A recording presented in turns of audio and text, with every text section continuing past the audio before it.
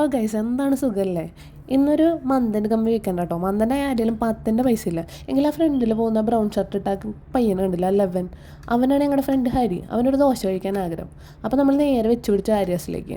ആദ്യമേ ആര്യാസിക്ക് പോകുമ്പോൾ ഞാൻ അവൻ്റെ അടുത്ത് ചോദിച്ചു, എടാ ആര്യാസിൽ പൈസ കൂടുതലല്ലേ, ഈ എന്ത് ദോശയ്ക്ക് ഇപ്പോൾ എവിടെ പോയാലും എത്ര വരാമെന്ന് അവൻ്റെ ഒരു ഒറ്റ ആൻസർ.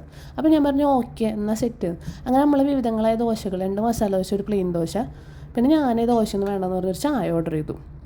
ദോശയും ചായയൊക്കെ എത്തി എല്ലാവരും മൊത്തം ഭയങ്കര സന്തോഷം, എല്ലാവരും ഭയങ്കരമായിട്ട് കഴിക്കാൻ തുടങ്ങി. അപ്പോഴും ഞാൻ അവനെ ഓർമ്മിപ്പിച്ചു ബില്ലിൻ്റെ കാര്യം. അപ്പോൾ അവൻ പറഞ്ഞു, ഇന്ന് എൻ്റെ ട്രീറ്റ് ഞാൻ നിങ്ങൾക്ക് എല്ലാവർക്കും തരും. അപ്പം ഞാൻ പറഞ്ഞു ഉറപ്പാണ്. അപ്പോൾ അവൻ ഓക്കെ എന്ന് പറഞ്ഞു. എന്നിട്ട് അവൻ ടേസ്റ്റ് ചെയ്തു, സൂപ്പർ സാധനം, 3 തരം ചട്നി, ഒരു സാമ്പാർ, ആഹാ എന്തൊരു അന്തസ്. അപ്പോഴാണ് വിനീതേട്ടൻ്റെ ശ്രദ്ധയിൽപ്പെട്ടത്. വിനീതേട്ടനെ എടുക്കാൻ നോക്കിയപ്പോൾ വിനീതേട്ടൻ പറഞ്ഞു, ഞാനൊന്ന് തിന്നോട്ടെ, എനിക്കൊരു സ്വസ്ഥത തരൂ. അപ്പോൾ നമ്മൾ ഓക്കെ എന്ന് പറഞ്ഞു. അപ്പോൾ ഞാൻ പറഞ്ഞു, എൻ്റെ ചായനെടുത്ത് കടന്നുറഞ്ഞു തോന്നി ആ ചായ കാണുമ്പോൾ അപ്പൻ എൻ്റെ കൈ പൊള്ളി. അപ്പം ഞാൻ അമ്മയെന്ന് വിളിച്ചിട്ട് ഞാനത് മെല്ലെ നാട്ടിൽ തുടങ്ങി. പിന്നെ എല്ലാവരും ചുട്ട കഴിപ്പായിരുന്നു. മസാല ദോശൻ്റെ തലങ്ങും വെല്ലങ്ങും അടിച്ച് ഇതാക്കിയിട്ട് എല്ലാവരും കഴിച്ചു. ഞാൻ ആസ്വദിച്ചു എൻ്റെ ചായ. എൻ്റെ തൊട്ടപ്പുറത്തിരിക്കുന്ന സജിത, അവളെക്കാളും വലിയ ദോശ കഴിക്കാൻ വേണ്ടി കഷ്ടപ്പെടുമായിരുന്നു. അപ്പോൾ ഞാൻ എൻ്റെ ചായ കഴിഞ്ഞപ്പോൾ വീണ്ടും ഹരിൻ്റെ അടുത്തൊരു ചോദ്യം ചോദിച്ചു, ഞാനൊരു കുൽഫി ഓർഡർ ചെയ്യട്ടെ. അവൻ കണ്ണടച്ച് ഓർഡർ ചെയ്തോ പറഞ്ഞു. ഞാനത് വാങ്ങി കഴിക്കൽ തുടങ്ങി. കുൽഫി വേറെ ലെവൽ സൂപ്പർ എന്ന് ഞാൻ പറഞ്ഞു. എന്നിട്ട് ഞാനത് അന്തസ്സായിട്ട് അപ്പോൾ എല്ലാവരും അങ്ങനെ ആസ്വദിച്ച് ഭക്ഷണം അങ്ങോട്ട് കഴിച്ചിറക്കി ഉടനെ ബില്ല് വരണമല്ലോ എന്നിങ്ങനെ ആലോചിച്ചിരുന്നു. പിന്നെ ഭക്ഷണം കഴിക്കുന്ന കാര്യത്തിൽ നമ്മളെല്ലാവരും ഭയങ്കര നീറ്റാണ്. നമ്മുടെ ഫുഡ് കഴിച്ച് കഴിഞ്ഞിട്ടുള്ള പ്ലേറ്റ് കണ്ടു കഴിഞ്ഞാൽ ഈ വൈപ്പർ കൊണ്ട് വൈപ്പ് ചെയ്ത സ്ഥലമല്ലേ അതുപോലെ ഉണ്ടായിരിക്കും. അതാണ് ഞങ്ങളുടെ പ്രത്യേകത.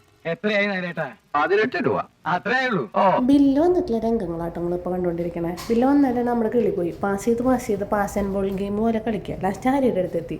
ഹരി അത് പാസ് ചെയ്യുന്നു. അപ്പം നമ്മൾ പറഞ്ഞു, അത് വേണ്ട, ആരെ കൊണ്ടുവന്നേ?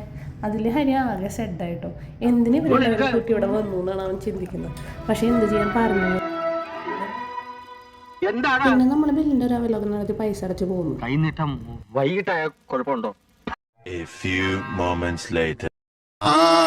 മൊത്തം ഇരുട്ടാണ്, അതിനകത്തിരിപ്പാണ്, കത്തണ വെയിലെത്തും കണ്ണ് കാണാതിരിപ്പാണ്.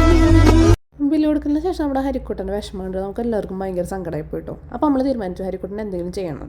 അങ്ങനെ അടുത്തുള്ള ഗ്രോസറിക്ക് നമ്മൾ അവനെ കൊണ്ടുപോയി ഒരു ഐസ്ക്രീം മേടിച്ചു കൊടുത്തു. ഐസ്ക്രീമിലൊന്നും അവൻ്റെ വിഷമം ഒതുങ്ങില്ല എന്ന് ഞങ്ങൾക്ക് മനസ്സിലായി. എന്ത് ചെയ്യാനാ, പറ്റിപ്പോയില്ല, ഇനിയിപ്പോൾ എന്ത് പറയാൻ.